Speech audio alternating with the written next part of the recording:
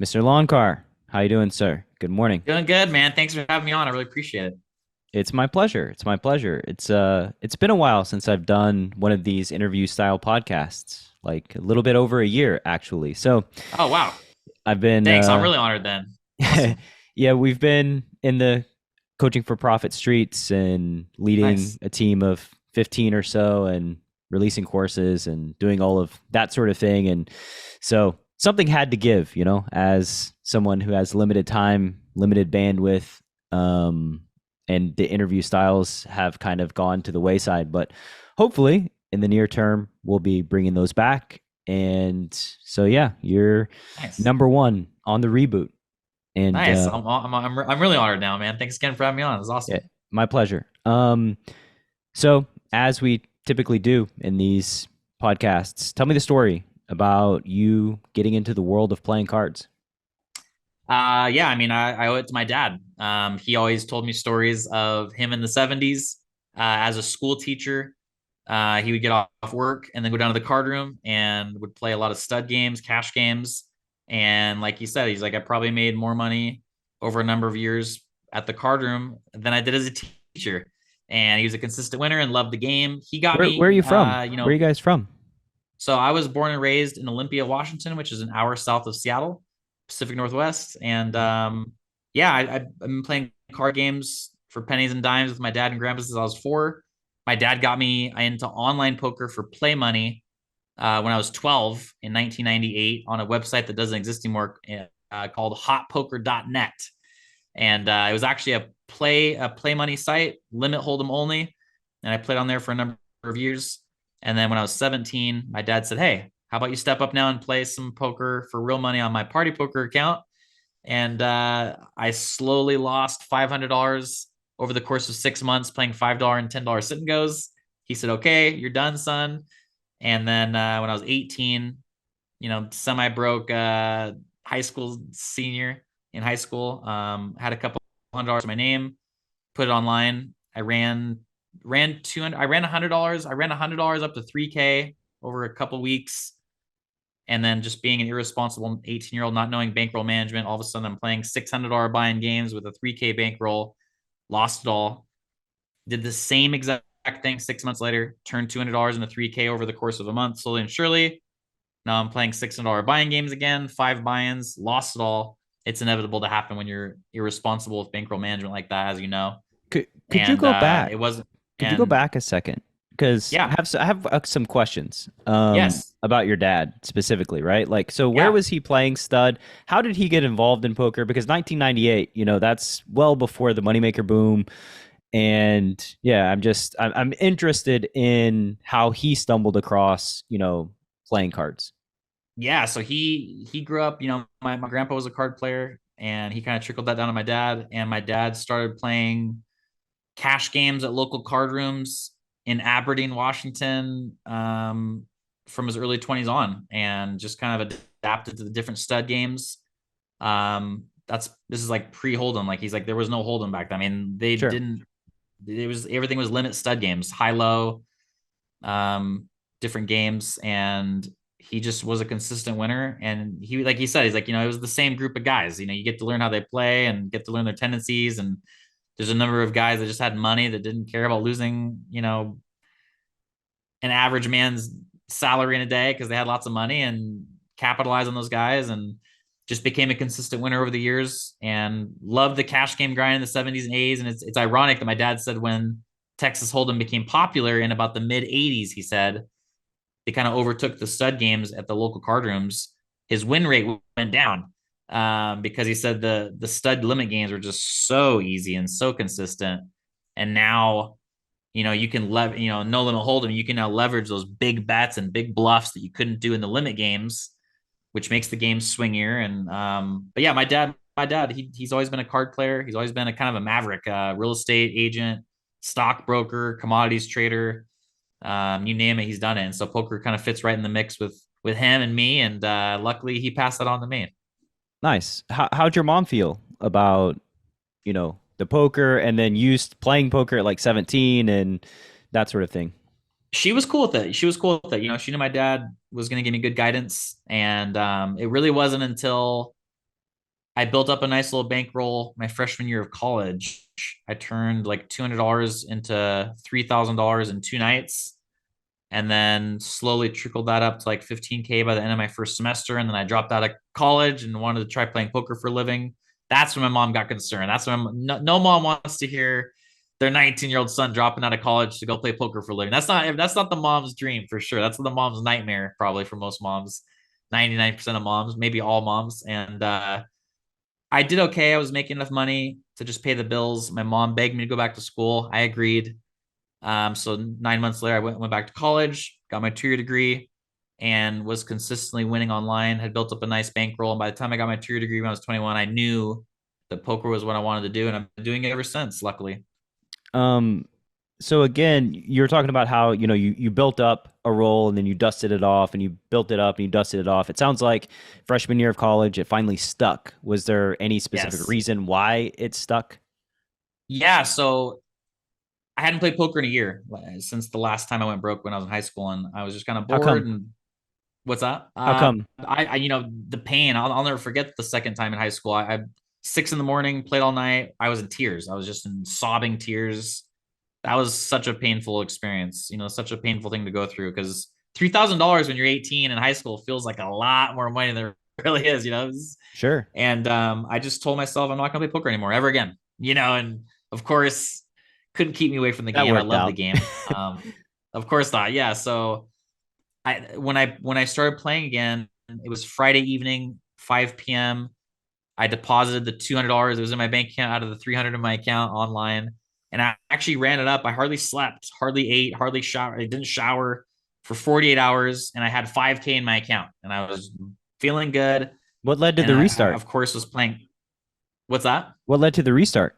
You took a year off and then you dove I back just in love the and game so much. yeah. I love the game so much. I said, you know what? I'm gonna give this a shot and try and do it right this time. And I built the $200 to 5K in 48 hours, and then did exactly what I did in high school. I was playing too high. I think I was playing $400 in a limit. Got aces in pre-flop and lost, and then lost kings versus aces 10 hands later against the same guy. And then I was just on mega tilt, just tilt, tilt, tilt, going crazy, playing awful, no chance of winning. An hour later, my account was at 3K. And thank God I hit the pause button, exit the tables out, and I said, okay, of course, I wish I would have stopped at 5K. But if you'd have told me Friday night, 2 days ago, that this $200 would not be 3K, I would say, oh my God, yes. So I cashed it out, took a week off, and I came up with a solid game plan of I'm going to play $100 tables until I have this much money, and I'm going to risk this amount every day. If I lose this much, if I lose $300 for the day, I'm done. And had a solid game plan. I stuck with that game plan full semester and was able to build it up nicely. And, it obviously, as you know, everything's all about bankroll management, risk management, having a game plan, sticking to it. And yeah, And it worked out. It stuck. worked out. Yeah. So you get your 2-year degree. Tell me how the conversation went with your mom, as it relates to poker and pursuing poker in earnest. Yeah. So, I mean, by the time I got my 2-year degree, I had paid cash for a nice little Acura, a little used Acura, and had about a 35K roll. And I didn't have one losing month in college because I was a sit and go grinder. So I would just mass table sit and goes. By the time I got my 2-year degree, I was able to play 15 tables of sit and goes continuously for 8 hours straight on my laptop. And it was just very consistent. Hardly ever even had a losing week.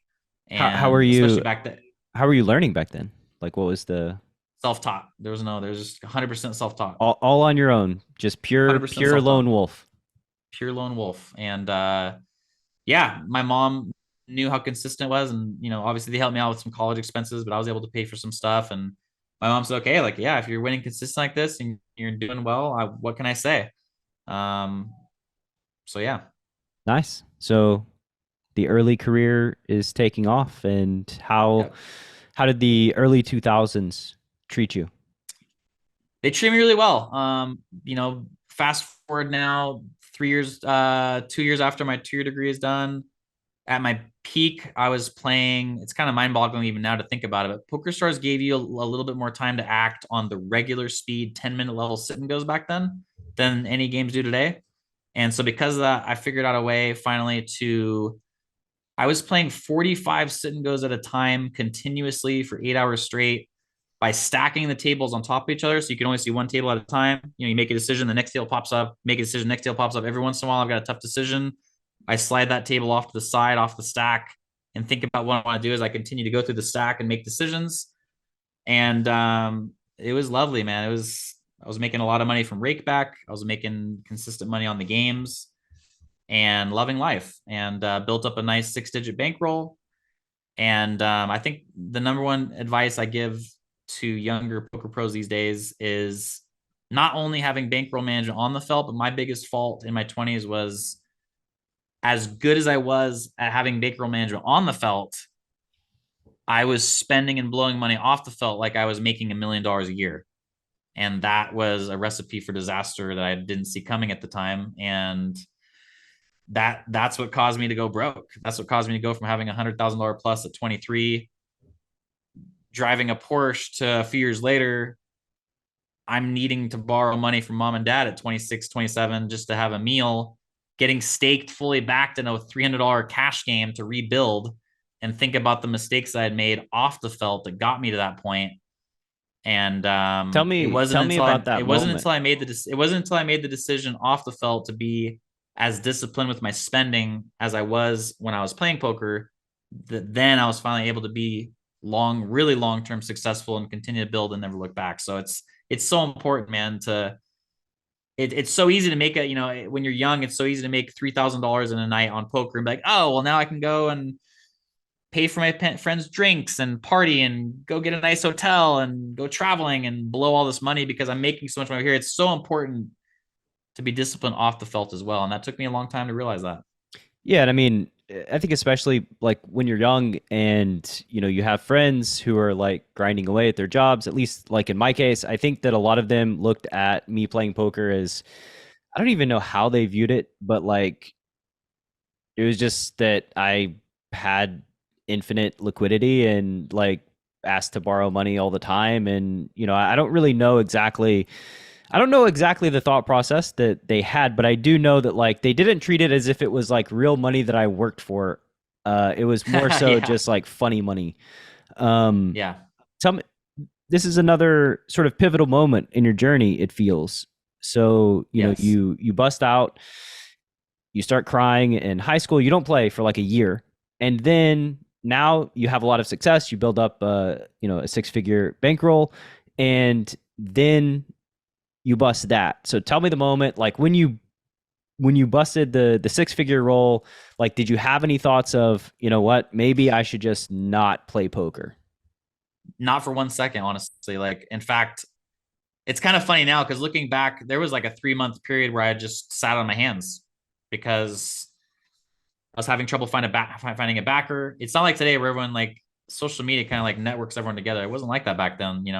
This is like, there's no Instagram. There's no like my network of poker players. I didn't have a big network of players and You're a stuff. And so lone I literally wolf, just sat on my hands and said, okay, I'm just going to wait until I find a backer and things figure out. And I finally found a backer and crushed it and got it going. And I had a lot of time to think about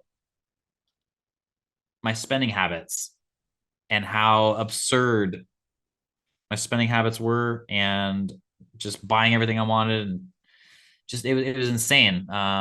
So I had a lot of time to have a game plan of what I was going to do once I started grinding again, and once I started making money again, to sustain and build. And I got to a point where I realized, like, okay, there's literally no difference between losing $100 in a cash game and spending $100 on a nice shirt. They're both minus 100 in my bankroll, and that's the mentality. Until I finally got to that mentality, I was just I was struggling because I was just blowing money as if I was making 10 times more than I was. And once I finally made that promise to myself to be mega disciplined off the felt, that's when I was able to build back up to a 6K roll and then keep it. Yeah. And I mean it's hard, right? Like there's so many different pitfalls for poker players. Yeah. Just we've alluded to a few of them, right? Like lending money is one. Big one. Spinning yourself into oblivion, and Yeah. then there's like the obvious, drugs and strippers and all of those ways that we can blow money. But realistically speaking, it's way easier to spend money than it is to make money in the world. And Yeah. so like you do have like I think it was one of the first poker books that I ever read. It was Mike Caro's Fundamental Secrets of No Limit Hold'em. And, he said that basically money is your tool. And this is your tool as a poker player to make more money. If you're a printer, you wouldn't sell your printing press to pay the bills, because then you can't make any more money, right? Like, this is the tool that you would use to generate money. And in poker, that's our bankroll, right? That is our tool. And so, like, it just has to be protected at all costs. Actually, Absolutely. it has to be protected at all costs at a certain point. I think that, I'm actually a big proponent of, like, if you have a bankroll that is like 2K or 3K, you can go broke, and it's not that big of a deal. Like, you can get a job and then you can save that 2 or 3K back. But as soon as you start hitting, like, mid 5 figures, like 50K roll or 100K roll, at some point it becomes difficult to get a job and save that much money. So, like, the larger your bankroll is, the higher priority it is to protect it, because it's just a lot more difficult to replace, basically. Yep. Yep. And yeah, obviously, even like when Black Friday hit, it hit me hard because I went from winning consistently online to now I was flying to Vegas every week, and I was playing in way, way over my head games. I mean, I think I had like a just a little over 100K, and I was playing in like 5K buy-in games. It's not the smartest thing to do. And Sure. Did you have much experience playing live poker before this? yeah, I played a lot of live, and I've always, to this day, I believe that live cash games are the easiest way to make a living playing poker. It's not even close to my mind. Especially at the lower games. I mean, if you want to figure out how good you are, go play a $200 game at any casino. And if you can't win in those games, then you need to work on your game. And obviously it's nice now, which is obviously a whole nother topic, but as you know, there's so many training sites, and there's so much material out there, and there's so many ways to learn today that wasn't available even 5 or 6 years ago. Twitch streamers that you can watch and see what they're doing with whole cards face up that are successful, good players. There's so many ways to learn and improve your game and train yourself to become a winning player. And live cash games are definitely the softest, in my mind, the easiest way to make money, make a living for sure. I mean, like, so a standard 2-5 game, right? Like, somebody that's crushing the game is probably going to be making something like 50 to 80 an hour, right? And, like, if you really think about that, like, even 50 an hour, that's 10 bigs per hour, and you get about 35-ish hands. So that's like 30 big blinds per 100, which is unachievable online. It's not anywhere it's unachievable. close. Yeah, my win rate at 2.5, I make about 125 an hour at 2.5, which is like absurd. Yeah, I mean, that's like 60 bigs per 100. Like, it's that's not insane. Like, yeah, you can't get that online. You can't even it's hard to get the line you're playing the tables. It's interesting because I think there's a lot of different players that play live that just don't play online. And then online, obviously, you've got a lot of guys like me that are playing a bunch of tables and filling in the seats, and it's tougher. And I think probably the biggest difference between online live I've noticed is, in cash games specifically, and tournaments too, is live cash games, you're going like 5 ways to the flop every hand, whereas online you're going 2 or 3 ways to the flops. Like right there, you got players that are playing too loose, and it just makes it easier. Yeah, and I mean, you can't have a crusher that is like playing 4 tables in the room at the same time, right? No, I think that's another big part of unfortunately, it. no. I've tried to play 2 tables, but they won't let me. Yeah, like, you can't multi-table live. So, just the ratio of, regs to recreationals, regs to fish, however you want to frame it, is just much higher in live poker, because you can't cover as many tables. The pros can't. They can only play one. And so, like, that creates a lot of opportunity. And I think that, in my mind, I don't really know about the future of online poker. You mentioned Black Friday, which was obviously kind of a cataclysmic event in poker history. But yeah, I don't really know exactly what the future of online poker entails or what it looks like. It's kind of murky. And this is coming from someone who runs a pretty big coaching for profit operation that is almost exclusively online.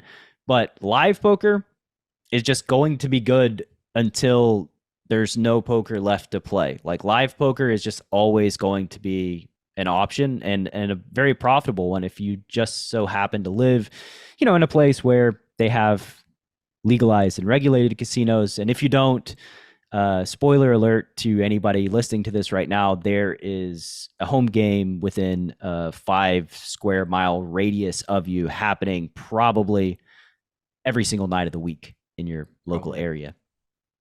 Yep. And yeah, it's an interesting it's always an interesting thing to say that like live is so much softer than online because it is. And yet, I'm an extrovert, I'm a social guy, I'm a talkative guy. I love there's certain things about live poker that I love. You can't compare to online, but I have always been and will always be an online guy. I prefer online because even though it's not as soft, it's obviously made up for by being able to play lots of tables, especially in tournaments. Like there's nothing better than winning a live tournament. There's nothing better than winning a big live tournament with your friends, and the in real life experience. That rush is unmatched.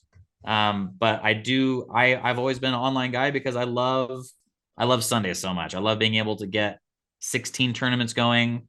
I love the mental stimulation of constant decisions, and using your memory to remember, okay, I raised over here on the turn, so now here on the river, and I check raised here. And I love that. I love the constant action, because obviously when you're an online guy, when Black Friday hit and I transitioned to playing a lot of cash, oh my god, it was so boring, it was so painful. I mean, you're going from I was going from 1,000 hands an hour to 30 hands an hour. So you can only imagine, at the beginning that was so painful, so tough.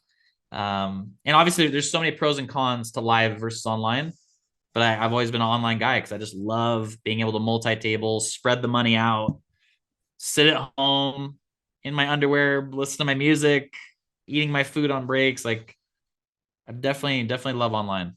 You know, everybody always who works from home sits around in their underwear all the time. I don't know why do they do that? I don't sit around in my underwear, and I've always worked I from don't home. sit around my underwear either. It's just a nice thing to say because every once in a while, maybe once a month or so, then maybe once a month I play in my underwear. But yeah, not. It's just a fun thing to say. Yeah.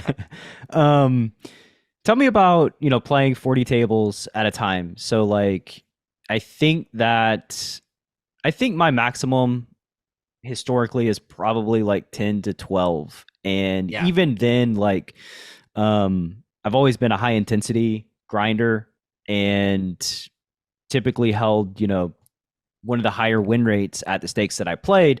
But sort of my downfall is that there's no chance I can play like 25 tables at a time. There's no way.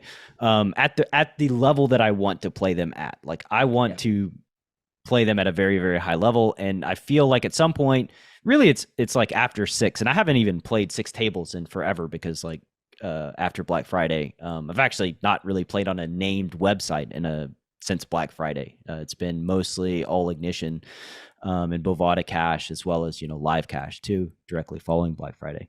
But anytime I hit like more than 6, I felt like there was diminishing returns to my win rate for each table added. So, battling 40 tables at the same time, sit and goes. Yeah, just tell me about that. And as you were like scaling up, it seems like you didn't hit the point of diminishing returns. No, and obviously my ROI had to have been dropped a little bit per table as I increased, Sure. but obviously I figured out like, okay, I can play 15 games at a time and make $3 a sit and go, or I can play 40 sit and goes at a time and make $2 a sit and go. So Sure. obviously I'm making a little less, but the quantity is pushing out, the money is so much harder. And it was just a conditioning thing. And luckily I've always had kind of a close to photographic memory when I'm focused in on something. So even, through those 40 tables, I could go through the stack and pull a table off the side and be like, okay, I remember I check raised here on the flop, and now here we are. And having a memory like that obviously really helps. And that's why I kind of blow my mind, even I blow the minds of friends of mine because I can tell them exact hands we've played against each other 5 years ago. Oh yeah, I remember you bet the turn. I check raise the river. So it's been nice to have that built into me. But yeah, it's just like anything. It's like riding a bike, continuing to stack up the tables higher. And like I said, or maybe I haven't said this yet, but Poker Stars, I was playing Poker Stars Sit and Goes regular speed only, Sure. 10-minute level Sit and Goes, and they gave you more time to act on those tables than any Sit and Goes do today. So Mm-hmm. I wouldn't be able to play 40 Sit and Goes today, even if you were to like teleport me at that time to today, because of the amount of time given was Sure. that Yeah. sweet. But yeah, I mean, that was fun. I love that. I love that so much. And like I said, it wasn't just 40 tables at a time. It was 40 tables. It was, and obviously it was 40 tables max. 40. I never let myself go above 45 tables. And obviously when I get knocked out of some tables, the table count goes down, but it was pretty much between 35 and 45 tables at a time for 8 to 10 hours straight. That was my grind. Yeah. And I That's a loved it. big grind. Yeah. It was so consistent. It was so rewarding. Um, the good old days, I guess, and Yeah. Sit and The Goes were good just old so much days. softer back then. There weren't all these different programs people were using, and you know, flat out the competition was a lot softer back then. It's not like it is today. It's a lot tougher today. The game's changed so much. The aggression levels have changed so much. I kind of just ran everyone over, and now it's funny. Now some people look at me as a little tighter. The game's changed, as you know, the game's changed so much in the last 10 years. Let alone even the last 5 years. The game's just changed and evolved, and there's just that many more competent winning players out there. There's so many more training sites out there. There's so much more stuff out there to grab and look at and improve your game upon. Back then, it wasn't like that. It wasn't like that Yeah. at all. I mean, I remember the first time that I watched like card runners videos and Brian Townsend Yeah, I remember the grinding card runner like videos. Yeah, 1K and L, and I was like, holy shit, this is like game changing. Like this is yeah. incredible. Like just watching a P&E and hearing, these like legends thought process as they were playing their hands. I mean, that was like, it was that, and before that was like poker stove. It was just like running Yeah, raw I remember equity Poker Stove. calcs Yeah, for yeah, like many years of running raw equity calcs. yeah. But yeah, like I do remember thinking back on it now that even though I only played like 6 tables at a time, I was a little devious. And I would table start on UB, and basically like when I table started, because poker table ratings was a thing, you could see like the BBs per hundred of like whoever you were playing against. You said you play on Ultimate Bet. I did like What did you play? Cash games? cash games, cash games Okay, I was only. gonna say, 'cause Yeah. I played a lot of Sit and Goes Ultimate Bet. I was when they had a weekly Sit and Go leaderboard. I took it down like every week. That was Yeah. amazing. I did the math. I was making with the Sit and Go leaderboard and the actual rake back. I was making about 100% rake back every week. Fucking crazy, Yeah. crazy, crazy. That's sick. So sick. But yeah, I would table start and just make turbo tables, like in hyper turbo, and like then because people could look up my win rate, regs wouldn't generally sit me heads up, so I would get like really good games, and then the like Are you playing mass. heads up Sit and Goes? Heads up Sit and No, Goes? no, no, no. I was playing six max and starting like turbo tables, so basically like less time bank, limited time to act, and then the fish would come and sit against me, and I would have a few of them to myself, and then like the regs that were playing like 10 to 15 tables would join the turbo table and then would keep timing out. Like they wouldn't Are you have talking enough about time to act. the hyper turbo Sit and Goes? No, no, no, no. Just cash games, like six max Oh, cash cash. games. Okay, Yeah, okay, cash cash games, games. I'm cash with you now. games. I'm with Yeah, you. yeah, yeah. So it was like another thing, right? It's just like another way to find an edge back then was like, oh, these guys grinding 20 tables, they can't play a turbo cash game because they just time out. They can't act quickly enough. Yeah. And these, what is a rec care? Like what do they care about how much time they have to act? They're playing one table, so it's probably more than enough for time for them anyway. Yep. So anyway, yeah, just sort of a funny little thing. But after after Black Friday, you started playing cash games. You didn't. I would imagine after playing so many sit and goes, right? Like, why cash instead of tournaments? Or were you just grinding both of them?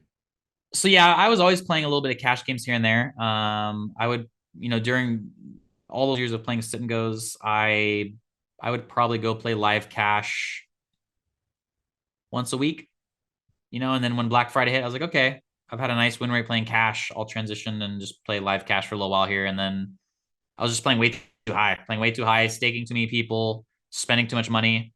So I got up to Canada as soon as I could. 3, 4, 5 months after Black Friday hit. I actually finished Supernova Elite on Poker Stars that year. Rip. from Yeah. Grinding Sit and Goes, and I was on lockdown, man. I was on lockdown to get that. If you don't know what that, I'm sure most people don't know what that was, but you had to pay $181,818 in rake during the calendar year to obtain Supernova Elite, and that got you back about $110,000 of rake back from that system. And that was a mega grind. I got up to Canada in July, middle of July, and to achieve Supernova Elite that year, I had to play about an average of 10 hours a day continuously, and I only took 2 days off from the middle of July until I got Supernova Elite on Christmas Day. That was definitely one of my biggest accomplishments as far as like feat. It's something I felt like, okay, like it's something I'm really proud of. It's a big Definitely deal. not an easy grind. It's not. And like I was coaching a guy who is going for Supernova Elite within like a 6 or 7 month window, playing like 200 Zoom. And it was in like his life was incredibly difficult, and he could not do anything outside of hitting the gym and playing poker prisoner. all day. Yeah, and it was Yeah. like he's was testing out like the Uberman sleep schedule and like doing whatever he could to like gain more hours with different sleep patterns. And then he was mostly there, and in the process of getting there, I think he was stuck, and that was the year that they cut the cord. And pretty brutal ending to that story. And I do think though that decision by PokerStars is still kind of haunting them to this day. Yeah. You mean cutting out the Supernova Elite program and all that? The way they did it and the way that it happened, I don't know this story. Oh, so they decided as a company to basically cut the privileges to Supernova Elite near the end of the year. So they didn't wait till the calendar year was done. No, it was like basically everybody that had been grinding it for the whole year, they just said, fuck you guys, and basically cut it. I don't know how I never knew this. I always figured they had to have waited until the calendar year and said, okay, it's not. Wow, that's so messed up. I didn't know that. I don't think they gave much or any notice. I mean, that's why like Ike left PokerStars. That's why a lot of their ambassadors left PokerStars, and that's how they lost a ton of market share to Party Poker. And now, to the behemoth in the industry is GG Poker. And, that's how they lost a ton of market share to all those places, because I imagine like as soon as, Ishai sold, right, for billions of dollars to a corporation, and then all of a sudden, like you probably don't have the poker players who are providing intel and feedback and insight, and you just have somebody looking at like the revenue, and it's like, oh, we're spending a lot of money on this like Supernova Elite program. If we cut this, like we can save X amount of dollars.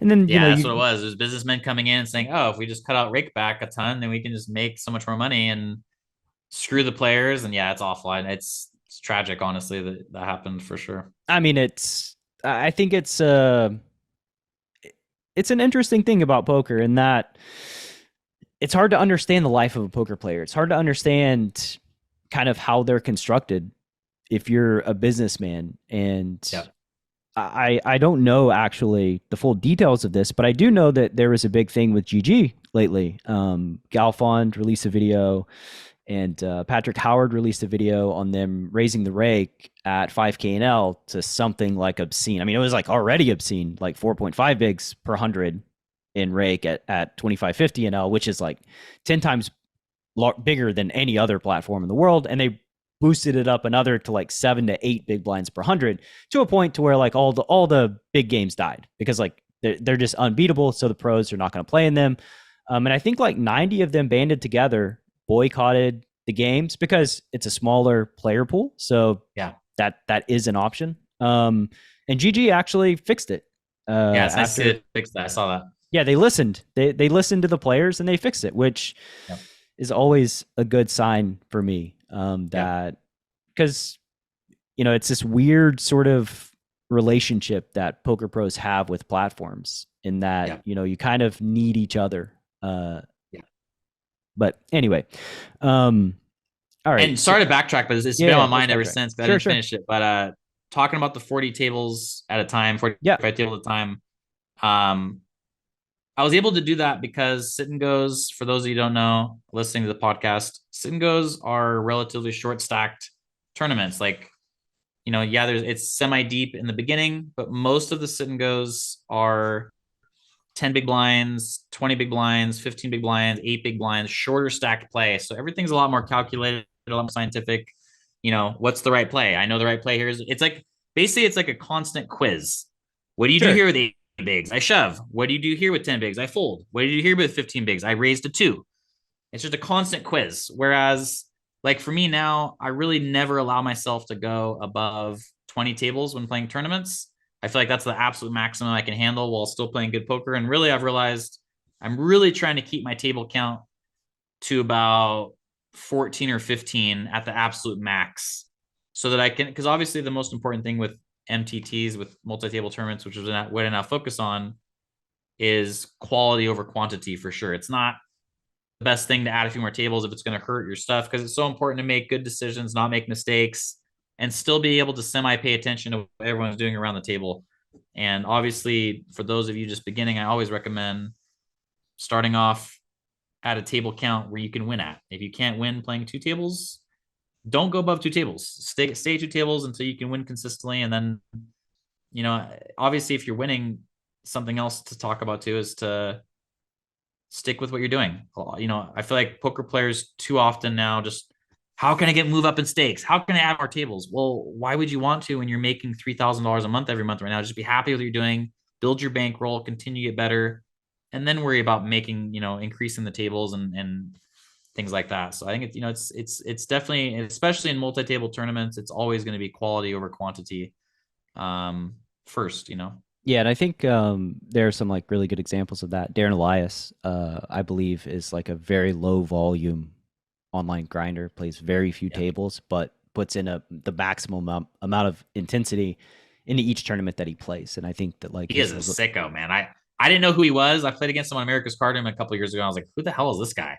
I mean, it's funny because he's such a boss. He's such a player. He is, man. He is. Whoo, he is a. I don't know if he's actually like a GTO player, but now that I'm very familiar with GTO, like he pushes GTO to the limit, man.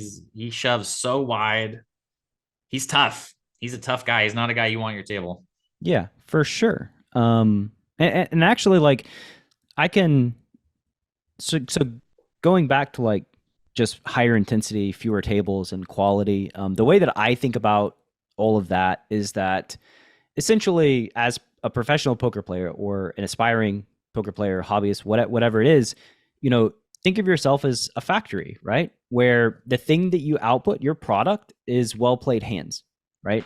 So like you don't want to increase operations when your factory is producing bad products. It's producing losing products. You don't want quantity at that point. You want to No. spend time working on your system, working on your factory, looking at your frameworks, upgrading your game. And then as you're able to churn out high quality products, then you can start thinking about increasing capacity, right? To the point to where, like, again, diminishing returns. Whenever you hit a point of tables where the quality of your product is just going significantly down, then that's, you don't want to keep pressing in that scenario, right? So like for me, it's like learn the fundamentals, play very high intensity poker, focus on your factory, find the upgrades that you need to make, and when everything is going smoothly and that process is just ready to roll, then you can kind of scale up, right? But not until then, because if you do it too early, you're just churning out too many shitty products. And when you do that, you end up losing. It ends up being a self-defeating process. And so, yeah, really for the listener, just focus on the fundamentals, focus on learning, play high intensity for a while until you have like a really good idea of how things work and you're able to process and chunk information much more effectively. Then you can move up. Yep, absolutely. All right, so I guess we'll actually continue your poker journey because we only hit Black Friday. This is yeah. So lot of time after Black Friday. You're playing live. You actually moved to Canada, right? And I assume that's where you're continuing. Moved to your Vancouver, got Supernova Elite, I was up there for 6 months. Actually, a funny story with that. I don't tell this story very often. I had a friend who went up to Canada over on the east side of the United States near Toronto, and he said he had his car packed full of stuff, and he read the online laws that we as Americans can go up to Canada for 180 days out of the year, and so he went across the border with his car stuffed full of all the stuff, and he said, "I want to come up here and play online poker for the next 6 months." And they said, "No." He's like, "What do you mean no?" They said, "No, you're not benefiting society up here. You don't have a job. You're not going to school. You can't come up here for 180 days unless we say you can." And we are saying you can't. So you have to come back here in a week and report down here back in a week. And he told me this. And so I went to the Canadian consulate in Seattle, and I went in and I asked them questions. And by the end of this conversation with someone there at the desk in this office that I set up a meeting with, I said, "So what you're telling me is that if I go across the border right now and ask to come up for 6 months for online poker, then you say no. So I just have to ask you, if I were to come up here, if I were to go up to Canada for a few days, and now I'm in Canada and it's like my fourth day, what happens if I change my mind and decide to stay longer? Do I have to go back to the border and tell them?" They're like, "Well, no, but like, la la." And they kept giving me the same answer. I said, "Okay, thank you so much. Have a nice day. Bye bye." And they said, "What's your name again?" I said, "Bye." So I put one small suitcase in my back seat. I put my computer monitor set up in my trunk. I drove across the border, and they said, "Why are you coming to Canada?" I said, "A little vacation for the weekend." They said, "Okay, have a good time. Come, or what hotel are you staying out here? I'm staying here for tonight." They said, "Okay, come on in. Have a great time." I signed a 6-month lease the very next day. I stayed at the hotel. I signed a 6-month lease. I gave the guy cash for the security deposit in the first 3 months in advance, so he felt safe. Stayed 3 months in advance the whole way, and I was trapped in Canada, if you will, for 180 days Well, because I couldn't leave. self-trapped. And I came back across the border with my car stuffed full of everything that I bought over the 6 months living up there. And he said, "How long have you been here in Canada?" And I looked at him with a sheepish smile and I said, 178 days. He's like, "Oh, you think you're real cute there with the 180-day rule, huh?" And he went back inside. He said, "Hold on a second." Went back inside his booth, came back out. And he said, "Get your ass out of here and get back to the States." Unfortunately, now I've gone back up to Canada a couple times, and obviously they've flagged me because now they make me wait in this little lobby for 4 or 5 hours each time before they wave me in as like a punishment, I think. But that was one of the best experiences of my life. I was paying $1,500 a month for a tiny little cubicle on the 30th floor in the heart of downtown Vancouver with amazing views, one elevator ride down to the main drag of downtown Vancouver. And Vancouver is just beautiful. My dad's best friend is 80 years old. He has over 100 countries stamped in his passport. He's been everywhere. And to this day, he says the most beautiful place in the world is Vancouver, British Columbia. And it's breathtaking. I remember driving in, beautiful mountains backdrop behind the city. The architecture of the city kind of reminds me of Miami, this kind of chic, really amazing looking city. You got the waterway going through the middle of the city. The water is all around the city. It's just a beautiful, the landscaping's immaculate. It's an amazing place if you've never been there. And in fact, I'm looking forward to taking my wife there for the first time, hopefully in the next couple of years, get back up there. But yeah. Nice. Just get prepared to sit in a room by yourself for 5 or 6 hours when you're. So I finished grinding Super Elite. I moved back to the Seattle area for a little bit, and I transitioned to playing live cash games 40 hours a week. And I was such an idiot with my money off the felt. I gave myself no chance of succeeding. I was playing a 1-3 $200 max cash game 40 hours a week at Tulalip Casino just north of Seattle, and I was making about $8,000 a month in that game. I was just destroying that game, and my baseline of expenses was $6,000 a month. I was driving a Porsche. I was living in an apartment that was way above my head. I was just always buying whatever I want, treating friends to do this and that, just acting as if I'm a millionaire with my money. And that's when I went broke. I went completely broke because I was just gave myself no chance. I wasn't saving any money, and I was after Black Friday. After Black Friday. So it was you built up 6 figures, spent yourself down. Black Friday, spent yourself down again after. So I this was the first time going broke was after Black Friday. Oh, I gotcha, actually gotcha. I actually I actually got engaged to my high school sweetheart right like the week before I went up to Canada, came back, got married. We weren't meant to be. We got a divorce after about a year and a half, and I went broke after we got divorced because that's when I was just partying and going crazy and making $1,000 in the cash game and spending $500 on my friend's bar tab and just my ridiculous spending off the felt again. Just it was inevitable I was gonna go broke looking back on it. And I got to give a big shout out to my wife now. I met my wife, got remarried, and I met my wife 7 years ago. And it's funny, it's ironic now I look back at it. A good friend of mine said to me, um, after my divorce, and I was single and partying and raging, going crazy, and just spending money like a lunatic. He said to me, he goes, "You are not going to be successful, Michael, until you find a good woman who makes you calm down and helps you manage your money off the felt." And he was right. He really was. I met my wife and I had an $8,000 bankroll, and I moved in with her, and I actually went on just a really bad run of cards while being smart with money for the first time. And my bankroll after we got engaged, like a month after we got engaged, my bankroll was at $3,000, and I was like, okay, I'm gonna grind. She's like, no, no, no, no, you're not gonna grind. You've got the capability to do some coaching, so why don't you just coach until you get your bankroll back up to 7 or 8 thousand, and then you start grinding again. That was a painful. This was 2017, and that was a painful month or two for me because that was the first time in poker career I felt like I was working because I didn't want to coach 40 hours a week and not play at all. That was like my nightmare, honestly. But luckily, I did exactly what she said. She was right. I did nothing but coaching 40 hours a week and got my bankroll back up to 7 or 8 thousand. And then I was just really hungry. I was really hungry. I was probably the most hungry I've ever been in my life right there. And I um, crushed cash games consistently, built my bankroll back up to about 25K 2 months later. And then the best night of my life, poker wise, one of the best nights of my life ever. Um, I hit the biggest score of my life on America's Cardroom, $265 buy-in, $1 million guaranteed $1 million Sunday. I took it down outright for 138,000, and all of a sudden my bankroll is 160K. It was 3K 3.5 months earlier, and now I've got 160K roll, the biggest bankroll of my life.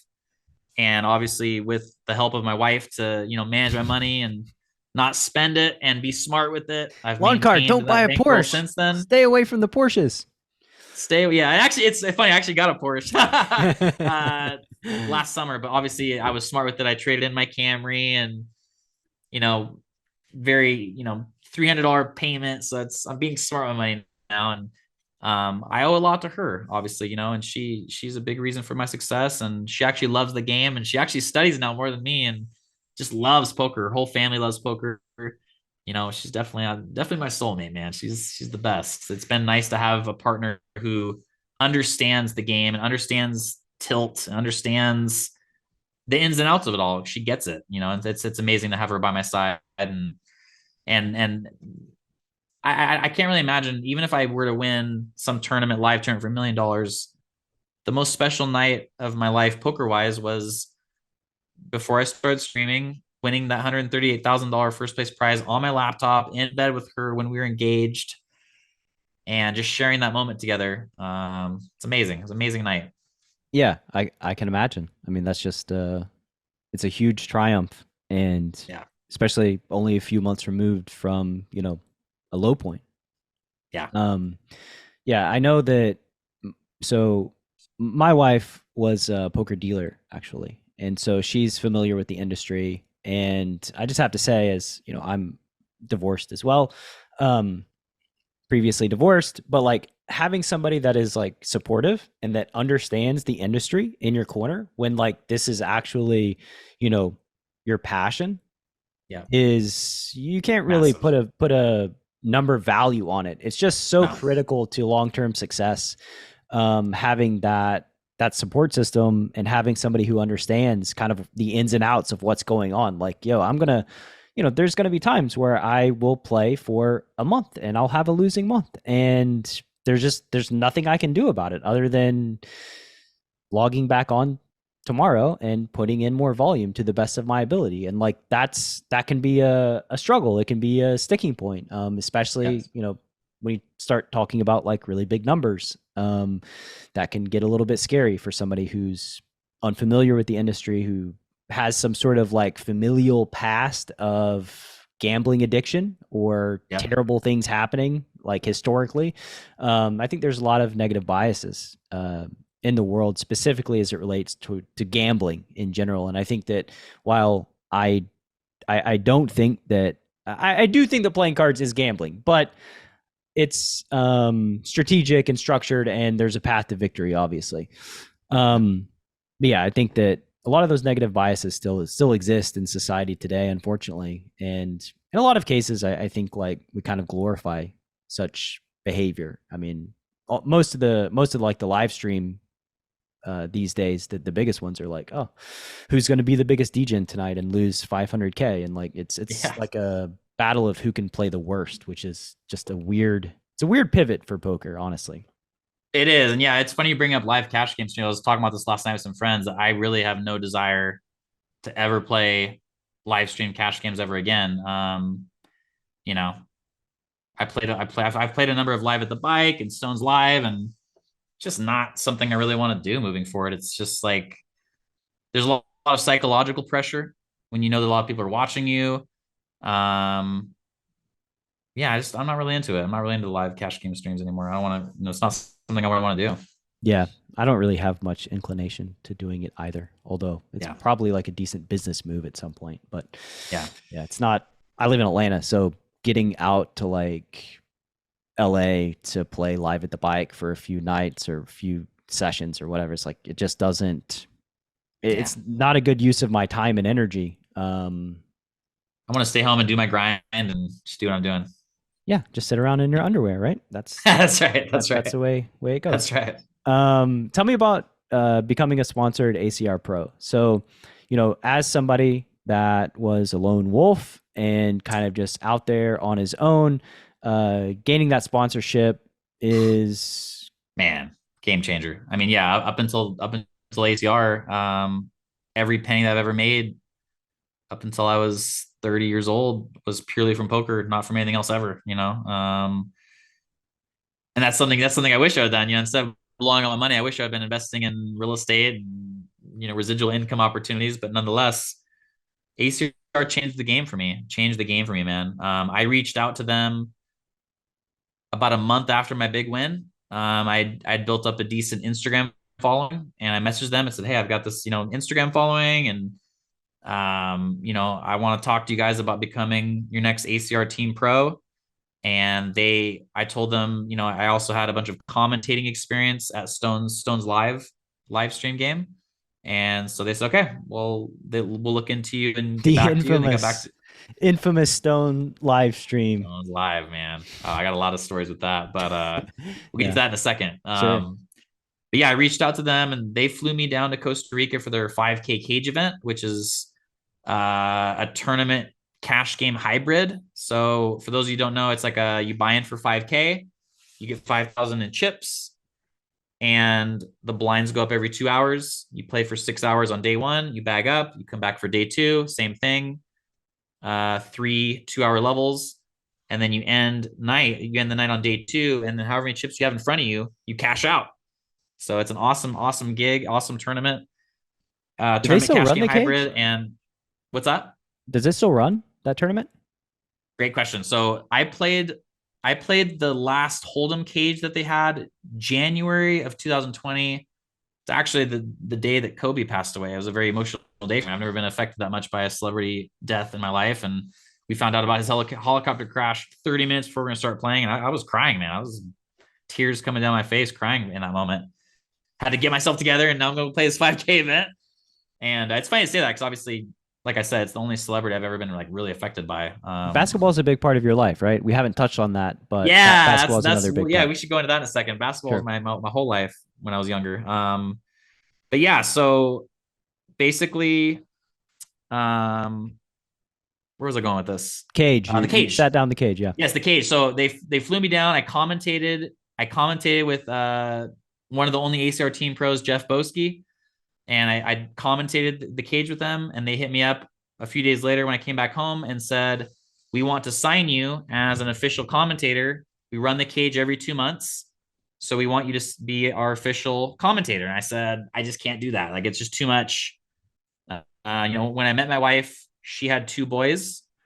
They're now my boys, obviously. And we had another, we had a boy on our own after our marriage, and we got 3 boys now. We're done. It's a lot of But boys. I said it's just too much. It's too much for me to fly down to Costa Rica every 2 months and go away from the family and my responsibilities. It's just too much. But I linked them to Justin Kelly, who was the main Stones Live commentator at the time, who's now the main commentator at America's Cardroom.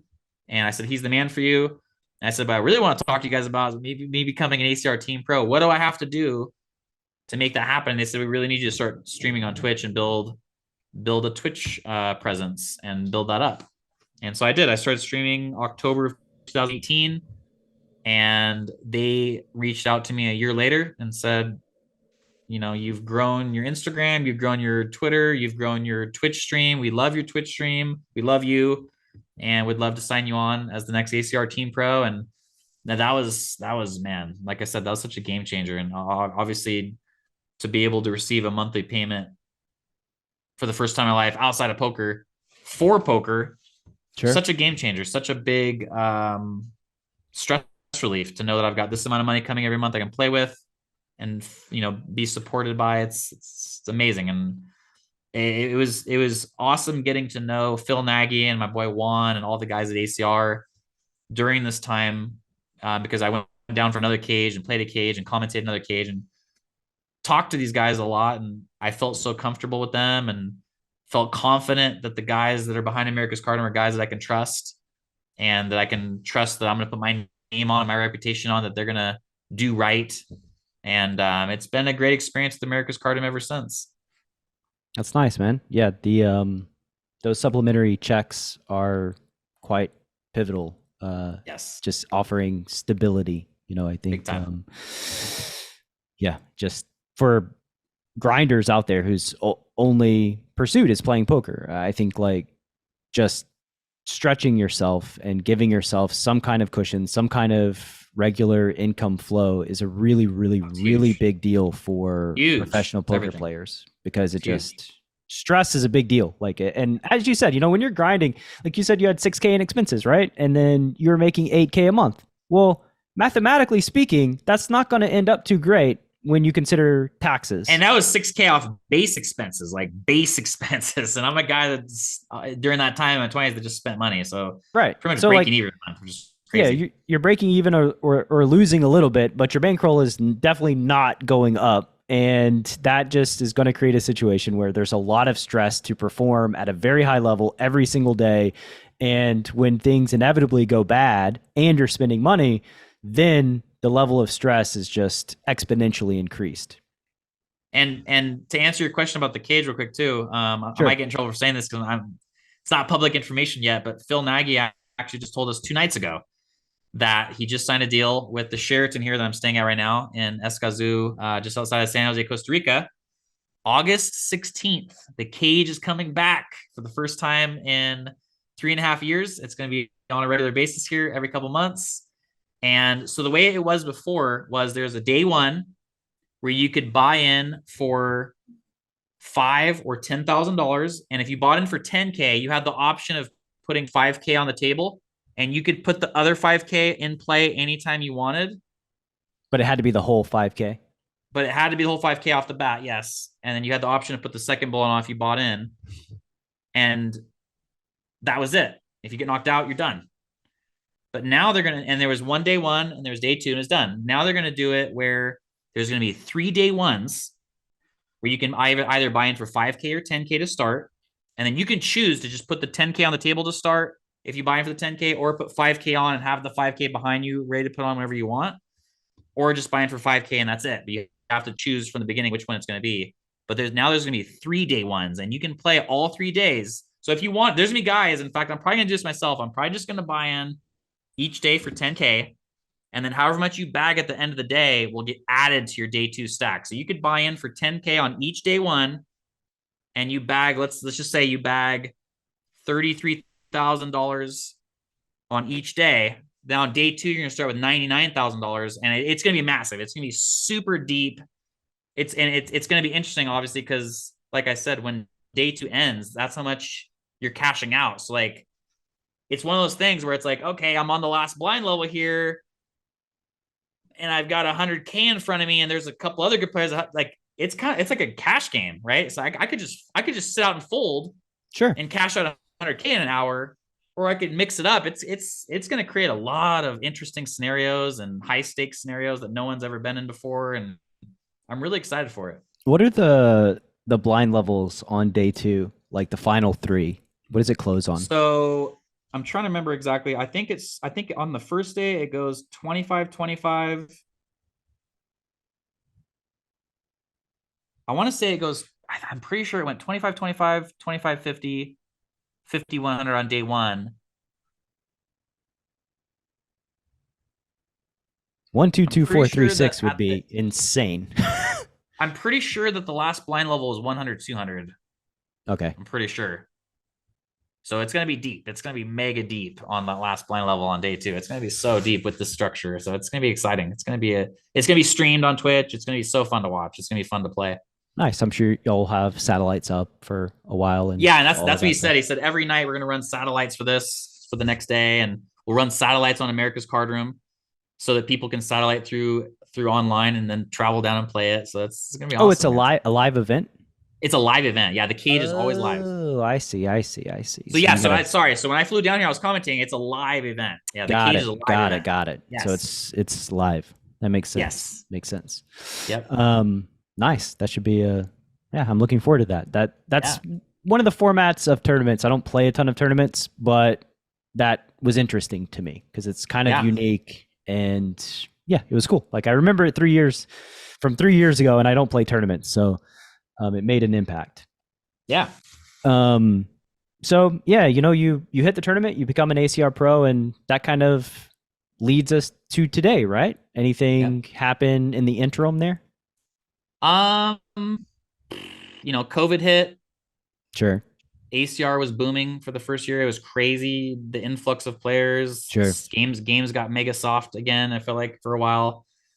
I definitely went through a little bit of dry spell, and it wasn't because of luck. It wasn't because of variance. I dove really hard into solvers and GTO land, and I fell out of my game and was just trusting GTO to the max and not playing as much exploitative style as I used to and just going straight GTO. And there's a reason that I had my first losing year of my life playing poker, going hard in GTO, because in my opinion,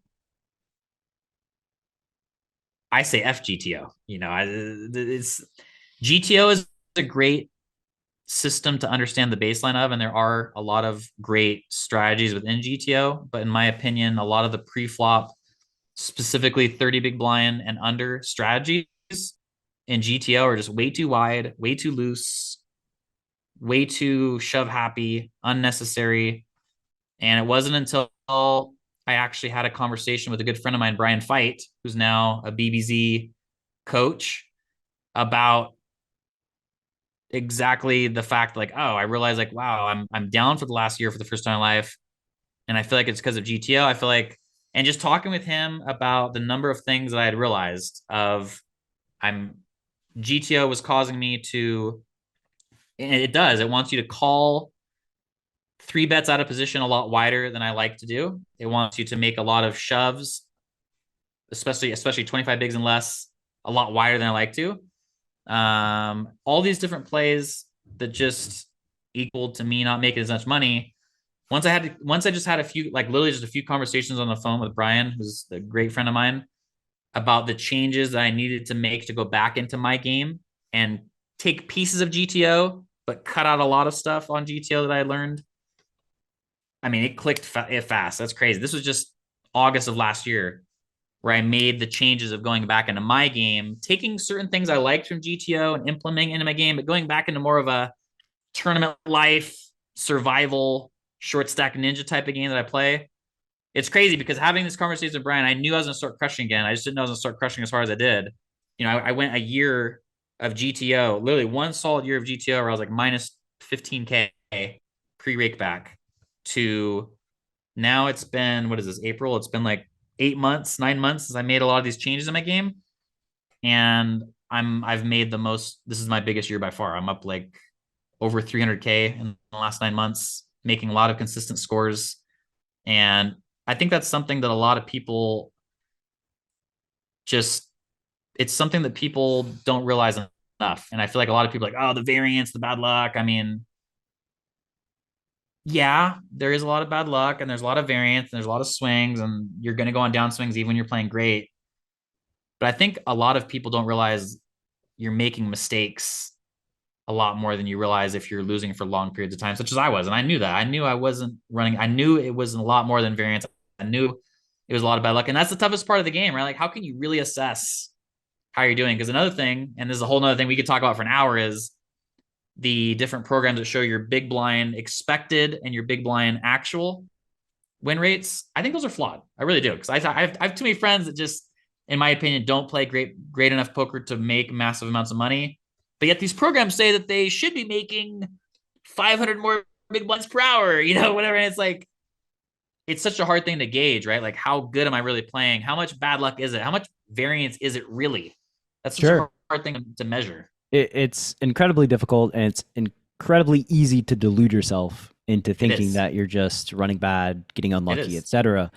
I always have like a bone to pick too with all-in adjusted EV. I don't really trust the stat, and my wolves, who are members of my Coaching for Profit, I've basically instructed them, and I'm sure I've said it on the podcast before too, like, just get rid of the stat because it doesn't do anything for you. Like, it's either A, you're going to be running above EV and you feel bad just waiting for, the other shoe to drop basically, or B, you're running super under EV and you feel like you're very, very unlucky. And there's no upside to looking at that stat in any report. The good thing, and by the way, it is incredibly difficult to recognize and be honest with yourself, or to even have the knowledge to know that you're playing bad in a lot of cases without any kind of support system. But I mean, people in my CFP, like, this is a major benefit to being part of a team. It's a major benefit of having, basically a net to catch you and to analyze what you're doing. Like, these days, I'm basically a full-time data analyst is kind of like how I spend my energy. And it's finding leaks, finding ways that we can upgrade our win rates. And yeah, like you have to stay on top of it because, like, realistically speaking, the biggest downswing I've ever been on in my life is 23 buy-ins.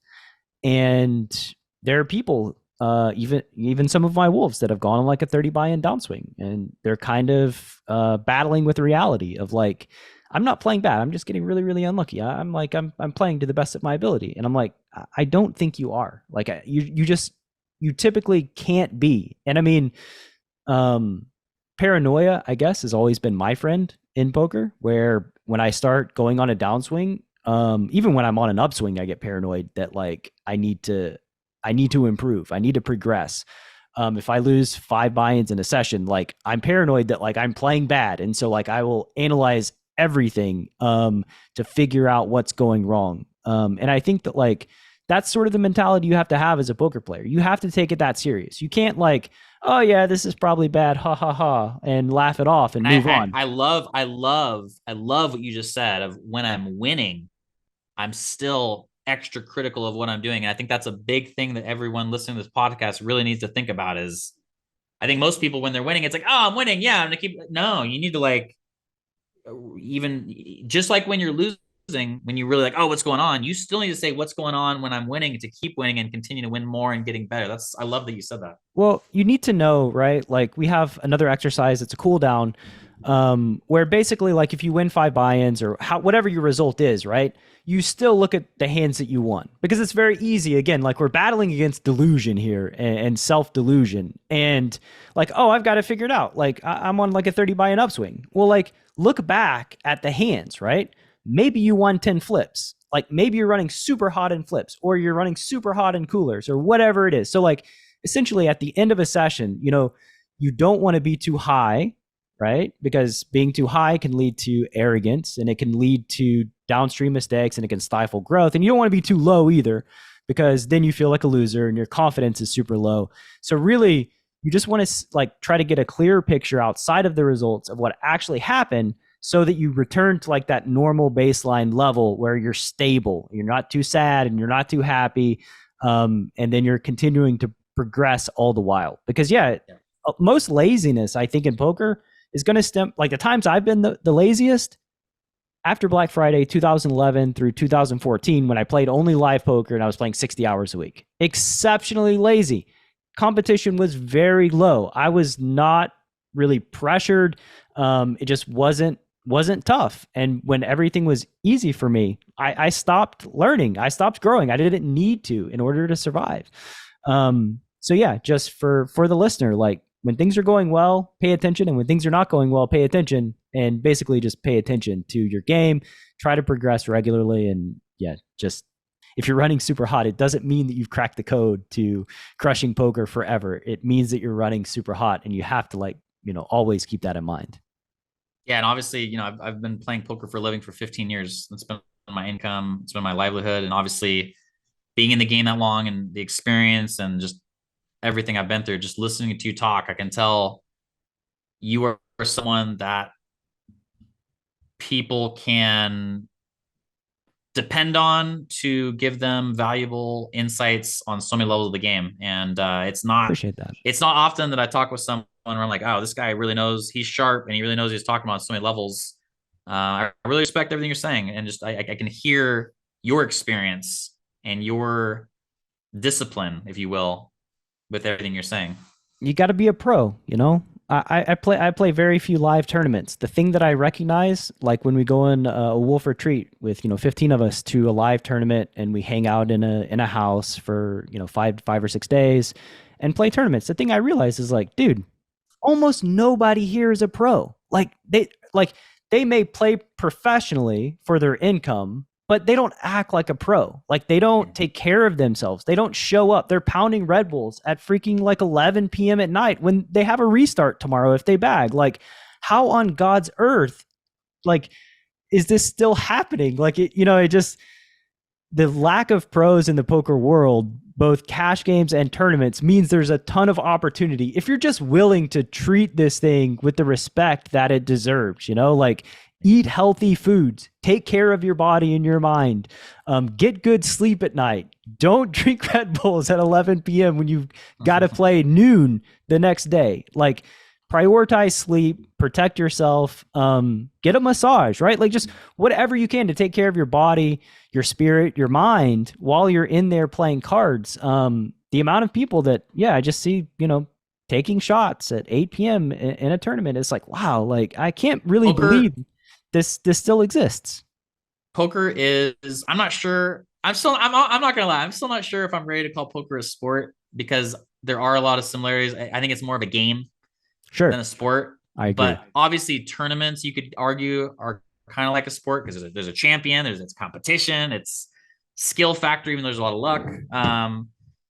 But just like, I know we're kind of running out of time right now, but my whole life I was a basketball player. I lived and breathed basketball. I had some college scholarship opportunities going into my senior year of high school. I ended up busting my knee, and I was down in the dumps my senior year of high school. And that's what got me in online poker that winter, was playing lots online. And now I think about everything you're talking about, and professional poker players, in a lot of ways, whether you want to say poker is a game or a sport, are a lot very similar to professional athletes. Everything you're saying, there's certain ways you need to take care of your body. There's certain ways you need to prepare. There's certain ways you have to be very professional, just like professional athletes are next level with their workouts and their diets and their sleep. It's the same thing when you're a professional poker player. You got to do those same things and prepare yourself for success and be smart and really take care of yourself mentally and physically. It's not talked about enough. Yeah, I agree completely. And it's not a shock that like a lot of high level college athletes that transition to poker have success. Like people that are disciplined, people that those sort of habits are just ingrained in them. A lot of listeners right now probably familiar with Tactical Tuesday. That's the strategy podcast episodes that we release on Tuesday. And John, who's happy go lucky on Tactical Tuesday, like he is cutthroat, man. He's like, when somebody doesn't take their occupation seriously, I mean, he's just like, it's fucking, this is trash. Like, what are you doing? Like, why don't you have pride in how you're spending your energy, you know? And I think that like, that's what you have to make it long term in this game. Otherwise, you don't have hope. You have to take it seriously. But yeah, we're running a little low on time. Kind of didn't get to a bajillion questions that I have. But we'll just go through 3 or 4 here in lightning round, and then we can queue it up sometime in the near future, run back around 2, and circle back to some of the other questions that I had. That'd be great. I'd love to come back on. So hit me up anytime. Awesome. Yeah. So if you could gift all poker players one book to read, what would it be and why? Poker Winners Are Different by Alan Schoonmaker. It's a book all about poker mentality. It's a book about how you need to look at the game on and off the felt. It's not a game about how you play aces in a 3-bet pot. It's a game about bankroll management. It's a book about the psychology of getting aces in pre and losing and how you need to look at that. It's a game of understanding that the bad player that's winning tonight, don't be frustrated by that, because if it weren't for that bad player winning tonight, you wouldn't be able to play for a living. You wouldn't, he needs to win tonight so he can come back for the next week and lose more to you. It's such a great poker psychology book. I definitely recommend it. Awesome. Poker Winners Are Different. Poker Winners Are Different by Alan Schoonmaker. Schoon Maker. Schoonmaker. It's a great book. I think a card player columnist a while ago, I think. So if you could wave a magic wand, change one thing about poker, what would you change? Ooh, wow, tough question. Wave a magic wand and change one thing about poker. Man, that's a tough question. Give me 1 second. Sure, take your time. Oh, it's such a tough question. Actually, okay. So it's such a tough question to answer. I guess the one thing I could say, which isn't directly changing poker, I guess I would want to change the perception that people have of poker. Pretty much all the players, all the people that I know that are at the top of the that are the top players and have been top players for quite some time they're all the same. They're all hyper intelligent, disciplined people that could be massively successful in a number of different fields. And I wish that the general public understood the science behind being a professional poker player. And if done properly, it's not gambling.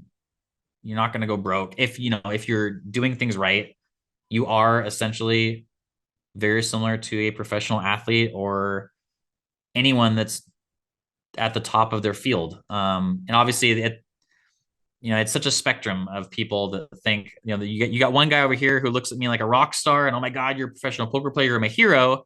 And there's other people on the other side of the spectrum that look at me like, oh, you're a degenerate gambler, you're going to go broke, what an idiot. I wish the latter that I just described really understood all of the science and discipline and strategy and all of the levels to the game that people really in the game know.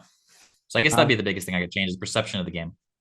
Loncar, you just want everybody to look at you like a rock star. That's the come on, everyone. Look at me like a rock star, not an idiot. Come on. Speaking of, I think that's, as somebody that was a lone wolf for a lot of his career as well, starting this podcast and connecting with other folks in the poker world that have been pros for a very long time, it is a very, it's a great experience, like for me, because this is my tribe. These are my people. Like there are only very few people who are constructed in the way that I am that have pursued this game for decades. And when you connect with them, like you recognize it, it's tangible.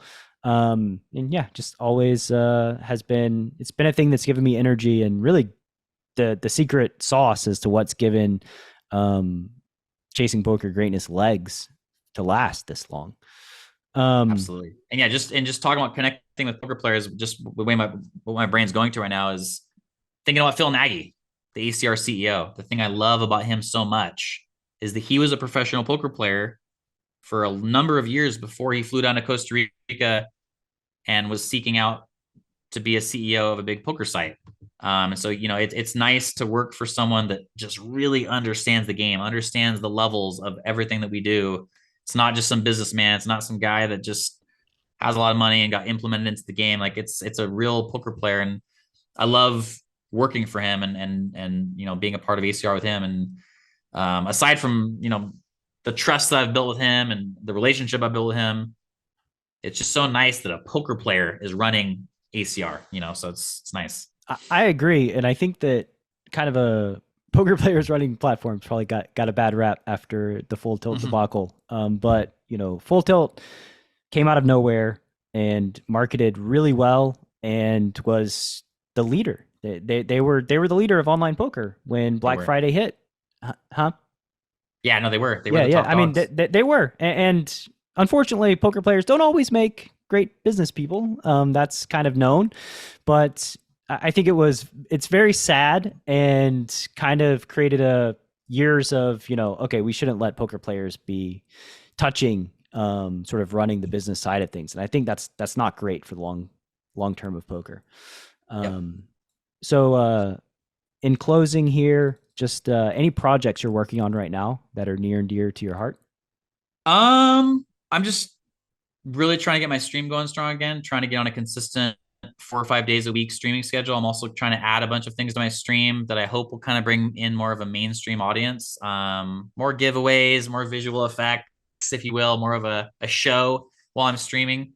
And I'm actually going to come out with my first YouTube tournament vlog in the next couple of weeks, which I'm really excited about. Trying to create more content for kind of the mainstream audience and trying to get more of a, just a bigger following, and looking forward to continuing to, just add new elements to my entire game, not just as a poker player, but also as a content creator, and focusing on the content side of things moving forward.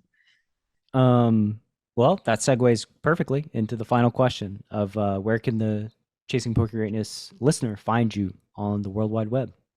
So I am, my last name's Loncar, Loncar. So you can find me on Twitch. I stream on Twitch under the name Loncar Poker. And that's also the same name for my YouTube channel, youtube.com/Loncar Poker. And my Instagram account, where I do constant video updates of everything I'm doing throughout the day, whether it's poker or family related stuff on my stories and posts, Michael_Loncar over on Instagram. Perfect, man. And these will also be in the show notes and the description on YouTube for the listener to click through. Thank you for your time and your energy. And we'll line up a round two, sometime in the future. I'm looking forward to it, man. It was great coming on, and definitely it was an honor. It was an honor being on here, man. And like I said, I really enjoyed just listening to you speak, and it's nice now that I've got a connection with you with now another sharp poker mind. Again, I'd love to come back on anytime. So just hit me up, and I'd love to come back on. Thanks for having me, man. Yeah, my pleasure. Be safe out there, and looking forward to the cage. Peace. Awesome. Man. Thanks, man.